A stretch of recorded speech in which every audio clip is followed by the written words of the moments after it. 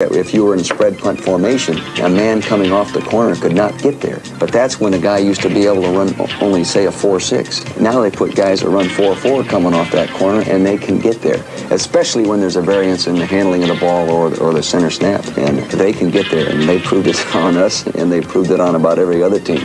The most natural scapegoat is the punter. Yet, as the Giants' Dave Jennings noted, kickers do not control their own destiny.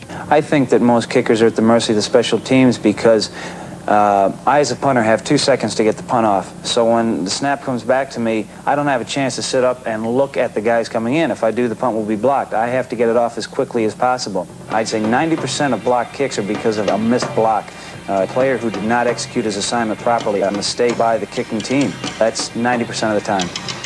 We get good field position or we get our team out of poor field position. And when you have a blocked punt, well, you've got about a 50-yard change in field position, and that can have an effect on the rest of the game. While many clubs have only discovered the benefits of blocking punts this season, the Minnesota Vikings and linebacker Matt Blair have always known the value of spiking punts. It gives a defensive offensive team a chance to, regroup and get more enthused about, the next play. We can do this, we can do that. And it gives you confidence. Then the punting aspect of, you try to pick out a point. I try to get it when the ball is just about maybe a yard from the ground when he lifts his leg, kicking it. And you try to get your hands up and try to block it. It's timing. In many situations since I've been here, we've blocked when we needed it. It's something that we just knew at times that we had to do it to win the game. No play in football can alter the complexion of a game faster than a blocked punt. What is a strategy with minimal risk and maximum rewards? One other thing you need are guts to go in there, right? The time, though, Jimmy. And let's run down the rest of the bowl schedule for everybody. The Liberty Bowl next weekend, LSU and Missouri. Jimmy, who's the favorite here? Missouri by a touchdown. Now the Sun Bowl, Maryland against the Longhorns of Texas. The Texans a touchdown. The Tangerine Bowl, North Carolina State and Pittsburgh. Should we say Pittsburgh by a light touchdown? Why not? The Fiesta Bowl matches Arkansas and UCLA Christmas Day. Arkansas, another light touchdown. And another Christmas Day bowl game, Purdue, Georgia Tech, and Atlanta's Peach Bowl. Purdue, a field goal. The Gator Bowl, Clemson against Ohio State. Brent, this is a toss-up, but there's some dissension among the Clemson players. Bluebonnet Bowl, it's Stanford and Georgia. Stanford by a touchdown. The Cotton Bowl, Houston against Notre Dame. In a real high-scoring game, Notre Dame a field goal. The Sugar Bowl, Penn State, Alabama. I wished I could pick it. It's a toss-up. The Rose Bowl, Southern California and Michigan. The Trojans by a touchdown. And the Orange Bowl, the Revenge Bowl, if you prefer, Nebraska and Oklahoma. Oklahoma, right under 2 touchdowns. Prior to the start of today's Washington-Chicago game, we hooked up Jim Finks, the general manager of the Chicago Bears, and I asked him if Neil Armstrong will be back next year as coach. Pushed by the Rams the next night. But when LA lost to Cincinnati, the Cowboys were still in the running. Both teams now have 11-4 records, and if they should finish the season tied, LA would claim the home side advantage because they beat Dallas earlier this year.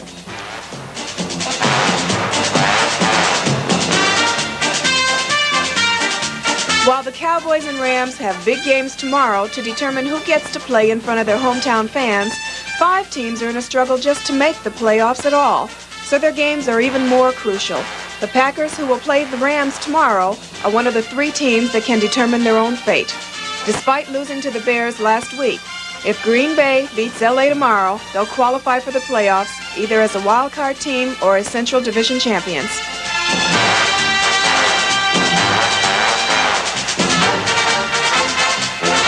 Right now, the Packers and the Vikings are tied for the division lead, and though the Vikings got beaten badly by the Detroit Lions last week, Minnesota can still clinch the Central Division title by beating the Raiders tomorrow. Meanwhile, 2 of 3 teams that cannot win division titles can make the playoffs as wildcard teams. Last week, the Atlanta Falcons took a big step toward the playoffs by bumping the Washington Redskins. If Atlanta can stop St. Louis tomorrow, the Falcons will clinch a wildcard entry into the postseason. Washington and Philadelphia are not so fortunate. They simply must win and hope for help from other teams. If Philadelphia can repeat its incredible victory over the Giants again tomorrow, the Eagles will still have a chance to make the playoffs. The same holds true for the Redskins. who will still be alive if they top Chicago today. We've talked about some of the great receivers in the game. We talked about Bambi, Lance Allworth. We talked about the big strong guy, Otis Taylor. Today we talk about another receiver in that class, number 42, Mr. Paul Warfield.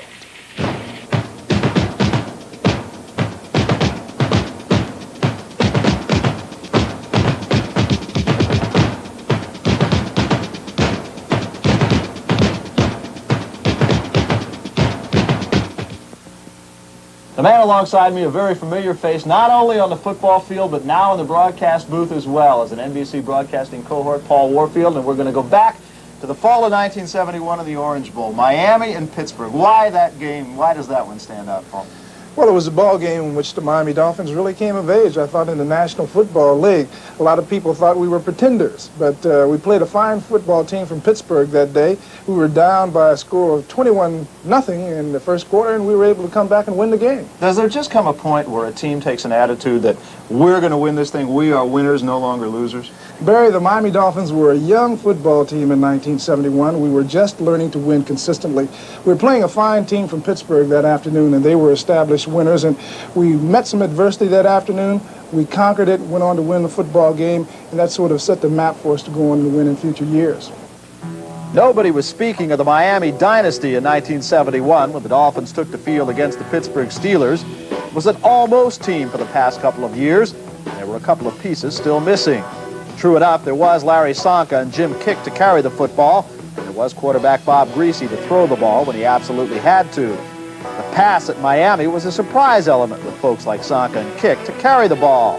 Enter Paul Warfield from Cleveland, and in this game, it all came together. The Dolphins promptly got themselves 21-3 behind the Steelers, who were a coming team themselves. But then Greasy and Warfield for 86 yards on this play, touchdown Miami, and the Dolphins trailed by just 4, 21-17. And once again, the team that lived by the ground won by the pass. Greasy utilizing his running backs to set up the picture play-action pass. The man on the other end, Paul Warfield. And the Dolphins were a winner. Warfield added that dimension that Miami needed. On that team, he made Larry Csonka a more effective running back. He made Jim Kick effective to the outside. And he made Bob Greasy realize the potential that had been latent. That pass was still not something the Dolphins would use a great deal, but when they did, it was devastating. When the dust had cleared in this game, the Dolphins were the winners. Paul Warfield was the hero. And the Super Bowl super teams were born. Paul, a little bit different perspective for you now, watching your game from up here rather than down on the sidelines. Yes, it is a little bit different. I get a chance to see the full view of the field, whereas before, everything was happening right in front of me. But I sort of enjoy it up here. Is it difficult to take a step back from it rather than being involved in it? No, not really, because I had a full career, and I retired right at the right time, 13 years after starting. Was it a difficult thing to say to yourself, now is the time for me to get out? It must be very difficult for an athlete to tell himself when he can still play the game. Well, no. As I said, I had a full career. I played with 3 championship teams, 1 here in Cleveland, 2 down in Miami, and that's what every player wants, to play for a championship team and to get one of these rings right here. If you had to do it all over again, would you do it any different? I wouldn't do it any differently. Start with Cleveland, go to Miami, and then come back to Cleveland. Paul, thanks very much for taking the time to be with us. Sure. Greatest of